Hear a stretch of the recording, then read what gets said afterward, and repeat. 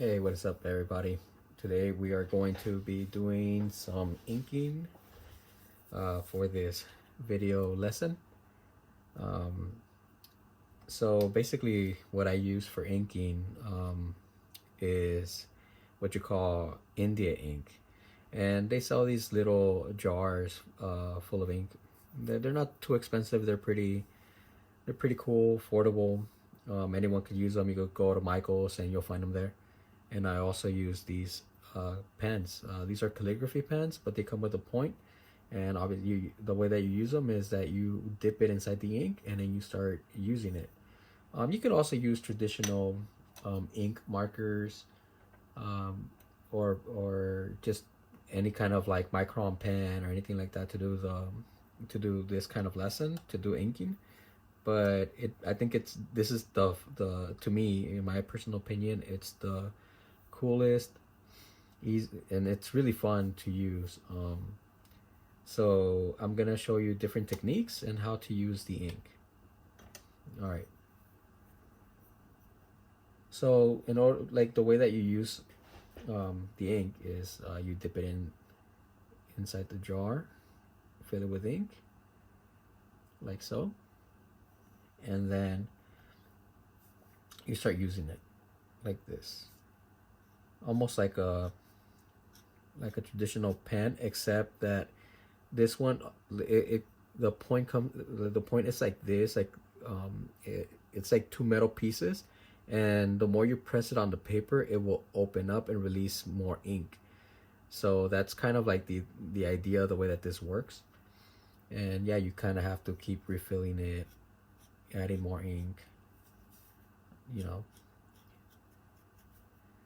So it's just a pretty cool way of doing art. The the harder you press on the pen, the more bold your ink lines will be, because there's just more ink that will be released.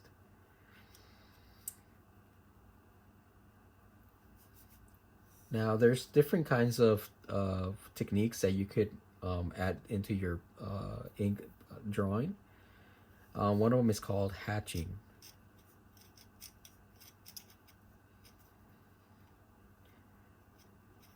Hatching. And the way that you do hatching is you just have to draw parallel lines like this to create shadow and tone. So the closer they are together, the darker it is, and obviously the more separate they are, the lighter it gets.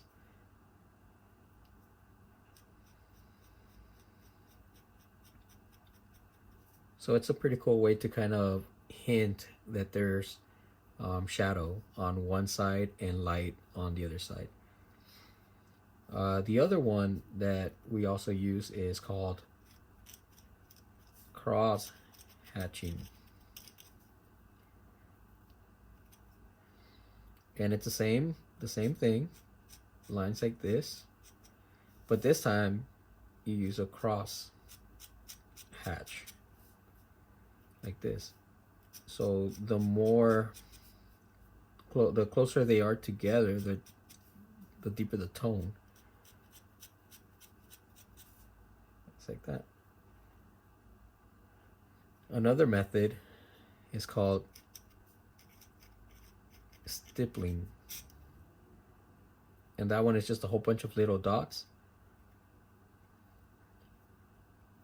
and you could create a cool tones just doing this. It takes a little bit longer, but the finished results are pretty amazing. The denser they are, like the closer they are together, the darker it gets. So it's kind of the same idea with the hatching. The more separated they are, the lighter it gets.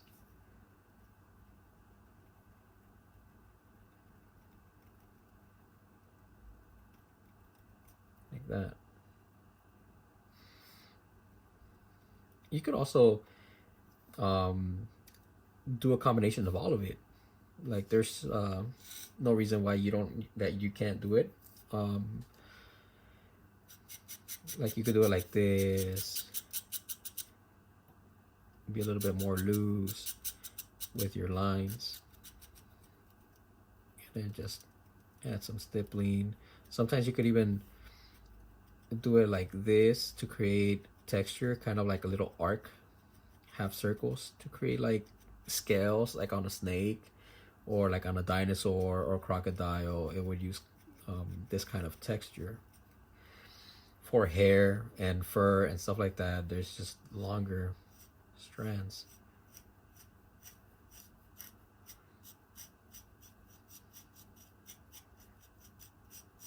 Like that.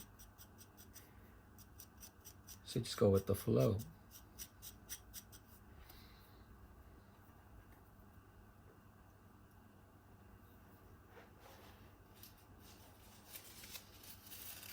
Okay. And you could take these off. You could switch them with different sizes. So with this one, I'm just going to stick to this size. Okay. So I'm going to use this technique to create, well, to do a drawing of a cat using basic shapes. Because, you know, we're in the spirit of, we're in October, so in the spirit of Halloween and cool cats, I'm gonna do a black cat.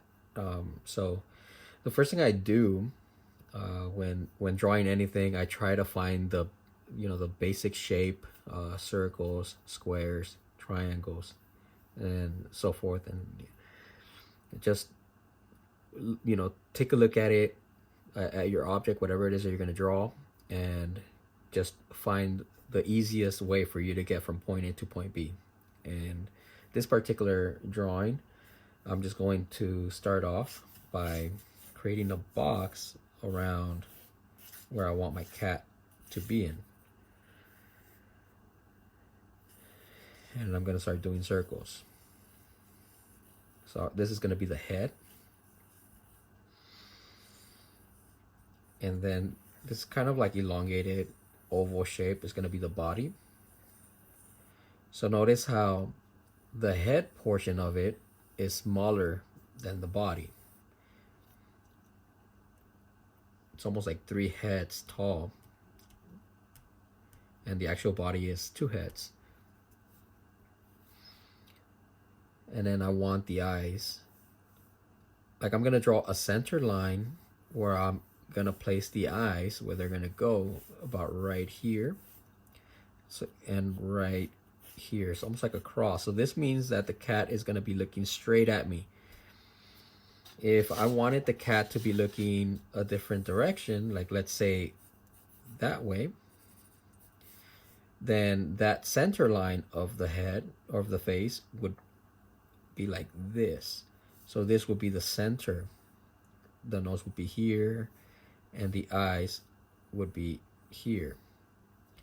If I wanted the cat to look up, that same line will go like this, but now my line, the line that crosses the eyes, will be higher and more of an arc, because remember the circle, if you draw a circle, if I want my point, my axis point to be, or my apex, then I could just keep drawing circles like this to give it the illusion that it's round, that it wraps around. You want the lines to wrap around the circle.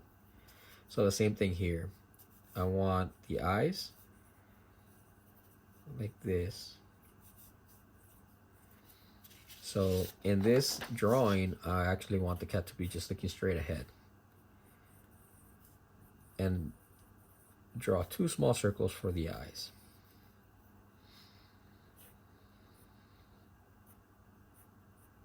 And then for the nose, it's an upside, like it's a triangle like this.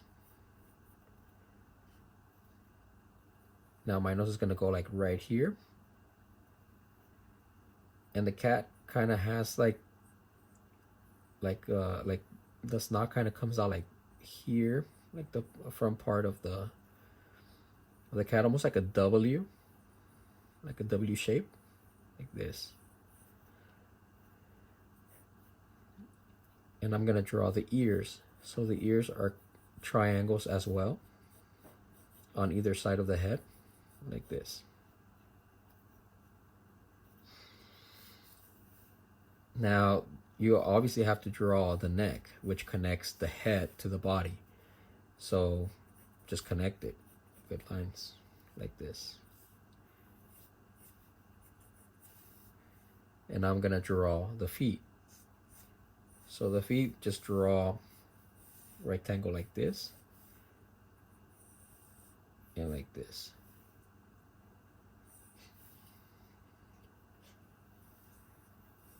And now for the back legs, you would have to look at a cat, look at reference images, go online, Google search cats, and then just look at how the cats look in sitting position or running or walking. In this drawing, he's sitting, so I'm looking at my image and it's almost like a circle right here, and maybe the foot coming out right here, and then it's got the tail, which is a rectangle, but it's obviously the rectangle is like straight, but this one almost curves, and then just close it off with a circle like this.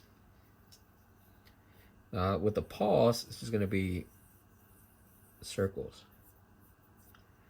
So now that I got my cat drawing with my pencil, and I could come back in and I could clean it up just a little bit, just make some key areas a little bit darker so that when I ink it, I know exactly what to ink. I noticed that there's like fur in certain areas, a little bit more pronounced. So I just do the hatching with my pencil to indicate that there's fur.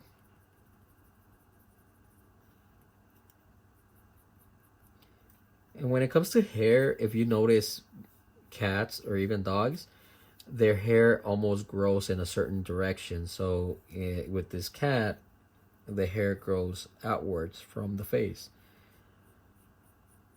So it kind of spreads away. And it just follows like a certain direction, and you just have to keep drawing it that same direction to give it that sense that the hair is wrapping around the body.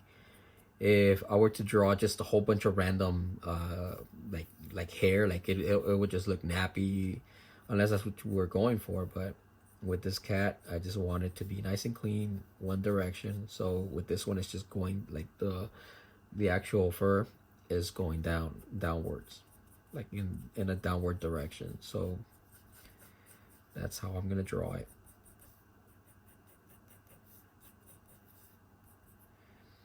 And then you want to break up the paws, because essentially they're fingers, but their fingers are more like this. They're like knuckled up like this. So same thing here on the bottom. And then I'm gonna draw the pupil, which that's up to you however you want to do it. Mine's is gonna look kind of creepy, so I want mine to look like cool Halloween looking eyes.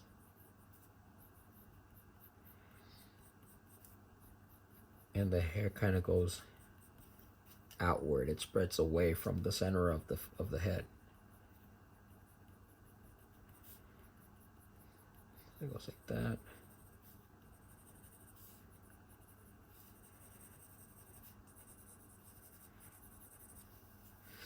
Now I'm gonna shade in some of the areas that I want it to be a little bit darker. So in this drawing, the sun or the light is coming from the top right corner downward. So then everything else that this side of the cat doesn't have any light, it's gonna have shadow. So that means all of this, the entire left part, is gonna be in shadow. So I go ahead and just suggest where my shadow is gonna be.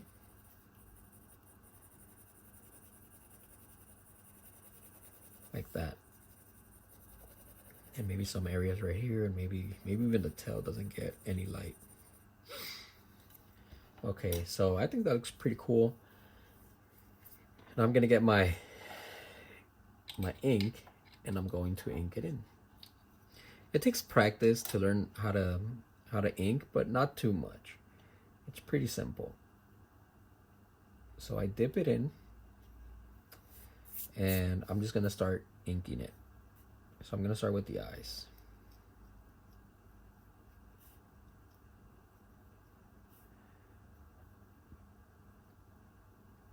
Like that. And just changing the pressure, making some areas like the top a little bit lighter and bottom a little bit darker. And now I'm going to do kind of like a hatching, which will indicate the direction of the fur.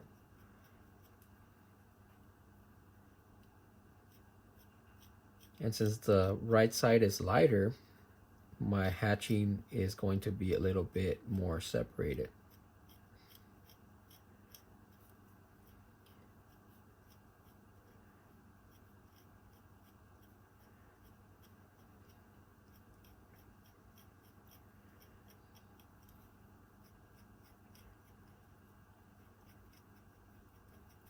And just I recommend that you use reference images, Google Cat, so that you could also follow along. And just look at your cat. Where does it have shadow, and where does it have more detail?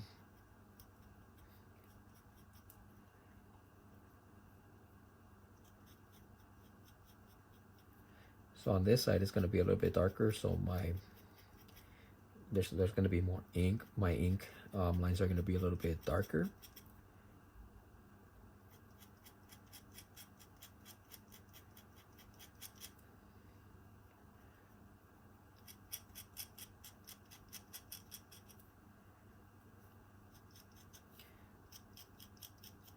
And like I mentioned before, the fur goes in a specific direction, so it could be from, like in the face, it's coming out from the middle, and it kind of expands, it fans out,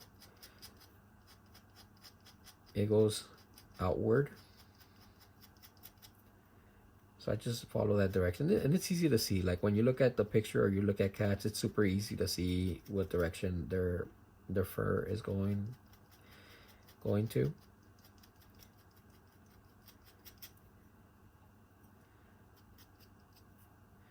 I got this part right here of the mouth, so I just ink it in. It doesn't have to be perfect. Remember, I have years and years of experience, so if it doesn't come out exactly like mine, it's okay. It's just all about practice.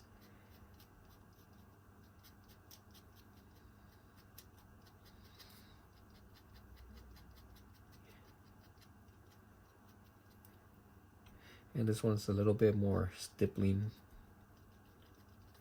right here. So now I want some more fur down here.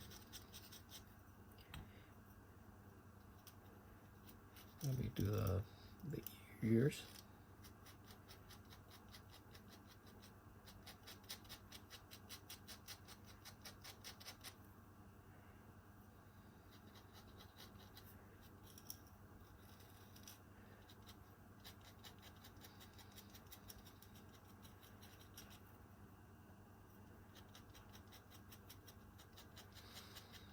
And it's okay if you run out of ink in your brush, because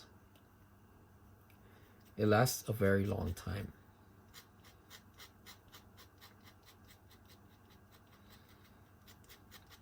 You could keep dipping it and it will just last for a very, very long time. The ink that's in my jar. And it's very cheap. So it's actually cheaper than if you were to buy pens. So right here I'm doing a little bit of cross hatching because I want this area to be a little bit darker. And maybe your lines could be a little bit longer too. They don't have to be really small.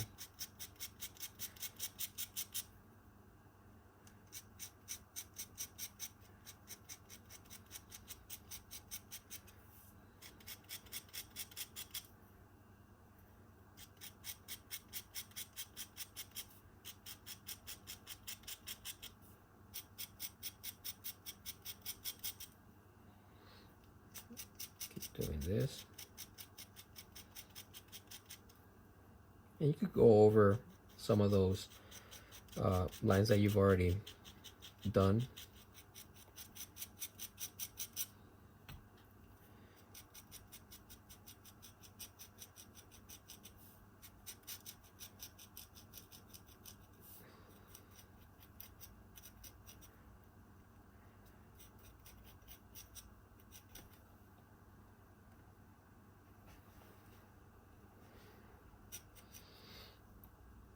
Like this.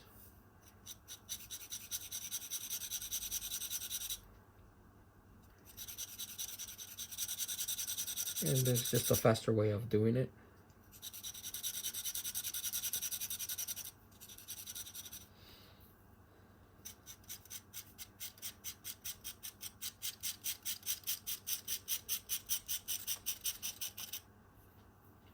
It's always cool to just mix all these different techniques, cross hatching, stippling, and just hatching, just to give the illusion of fur and texture.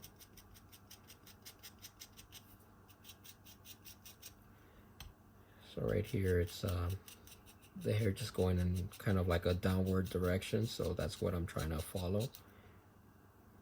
And it's okay if you don't like copy your pencil lines. The pencil lines were only a guide for us to know where to place our ink.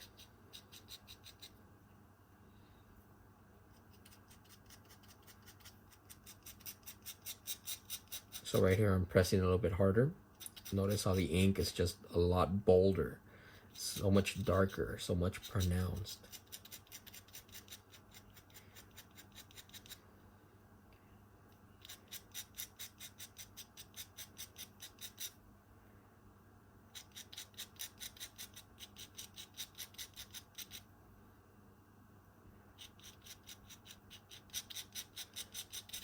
And this is something like very simple to do, very basic.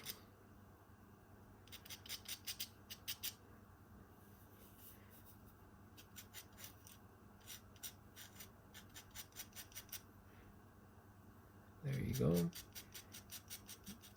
Right here. Now for this part right here, it's a little bit, it's lighter, and you could see that it's lighter because I don't have that much detail on here. And for the outline of the cat, I just hint that there's fur. Like I didn't want to draw a solid line like this because that does not indicate fur. This indicates that it's got fur. So I'm just gonna add a little bit more shadow here on this area.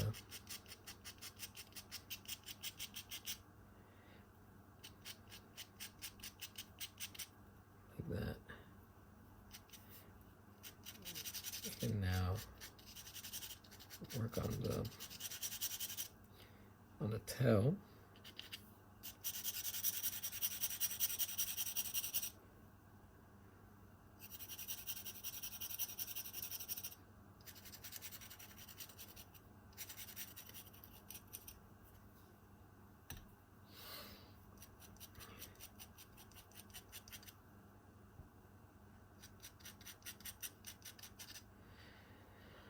Like that.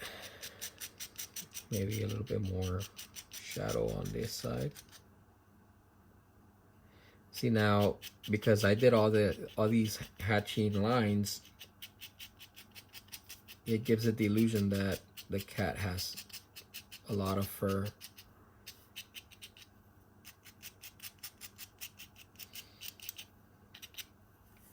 And I'm just gonna do the shadow right here on the floor. Doesn't have to be perfect or anything like that. Notice how I'm just scribbling That's perfectly fine as well. And there you go. And then just clean your brush.